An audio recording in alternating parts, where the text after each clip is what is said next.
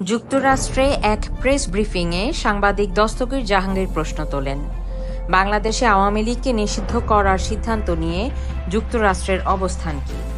যুক্তরাষ্ট্রের স্টেট ডিপার্টমেন্টের মুখ্য উপপ্রবক্তা টমি পিগট জবাব দেন, আমরা বাংলাদেশের সাম্প্রতিক পদক্ষেপ সম্পর্কে অবগত। যুক্তরাষ্ট্র চায় স্বচ্ছতা, গণতন্ত্র এবং মত প্রকাশ ও শান্তিপূর্ণ সমাবেশের অধিকার রক্ষিত হোক।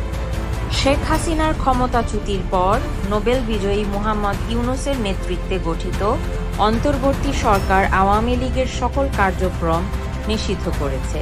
জাতীয় নিরাপত্তা ও চলমান তদন্তকে কারণ দেখানো হয়েছে।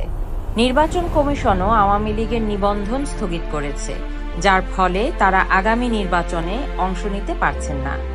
পিগট আরও বলেন, আমরা কোনো রাজনৈতিক দলের পক্ষ নেই। আমাদের অবস্থান স্পষ্ট, গণতন্ত্র, অন্তর্ভুক্তি এবং মানুষের স্বাধীন কণ্ঠই আমাদের সমর্থন পায়।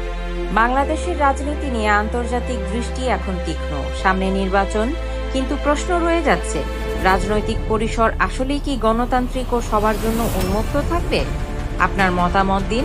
আওয়ামী লীগ নিষিদ্ধ, গণতন্ত্র কি নিরাপদ?